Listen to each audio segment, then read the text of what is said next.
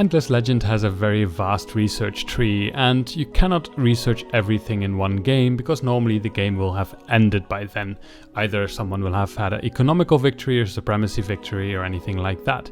However, in this game finally I managed to drag it on for quite a bit, and I was actually researching in the military tree and I came across this one. And it has this very non-descriptive technology that basically just says core cracker, planet destroyer. So I guess it is descriptive, but it doesn't really say how it works or anything. It just tells us that it costs 2,000 production, which sounds very, very cheap.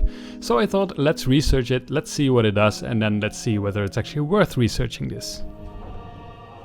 First of all, it's good to realize it's not cheap at all. While 2,000 would indeed be cheap, you can only put it on a dreadnought. And a dreadnought has large, which means that all your modules cost 4 times as much, and this one only fits here in this large module, which again costs 2 times the cost. So times 4 times 2 is 8 times the cost.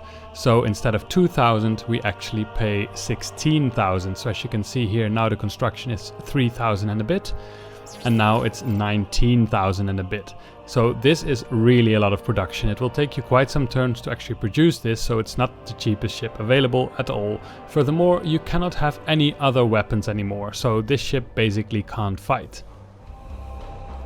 And just to show you how much this cost actually is, this is my highest production planet with 3,000 production per turn, and then it cost me 6 turns. However, if I want to buy it out, it either cost me 46,000 influence or basically almost 1,000,000 dust. So yeah, they're not cheap at all. So first you need to be at war with the faction. You cannot do it if you're at peace or at Cold War. And second of all, this module has to charge first. So as you can see here, it says remaining turns to charge 4. So we have waited for 4 turns now and we are ready to blow up a planet. Here in Orm, this is the only planet around and it belongs to the Lumeris here. So let's blow it up. We click this button, 1, 2, 3.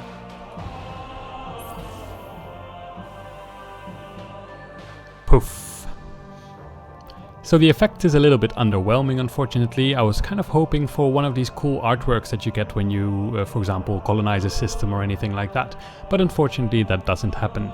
That said, this planet is now destroyed and now it's inhospitable. This planet cannot be colonized. So now we have blown up planet Orm. So now it belongs to no one. So is that a positive thing? Well, I guess normally you would rather try to conquer some planets. Of course, a system with one planet is not really worthwhile. And also if you're already over your planet's allotment, then you will get a happiness hit. So maybe you don't always want to conquer it. And in that way, it could potentially be worth it. But yeah, it's not that great, I would say. Also here, now we have to wait for 5 turns and then we can use it again. So in that sense, it's quite nice. It's fast. You can blow up a lot of planets as you go, as long as your ship doesn't get killed along the way. So is it worth researching this technology? Well, in my humble opinion, probably not. The reason being, it's very, very expensive. And you take a lot of time researching this and a lot of time building this, and then you have one ship that can't fight but it can only destroy planets. You could instead get other technologies such as this one that gives you plus 300 manpower deployment limit on Empire, so basically you can siege other systems much more efficiently.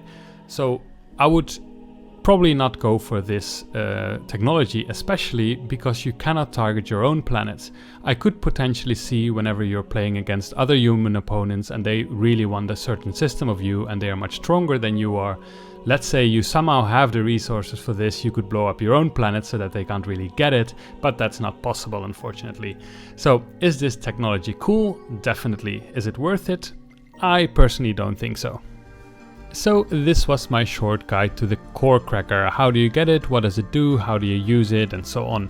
So I hope you find it useful and see you next time.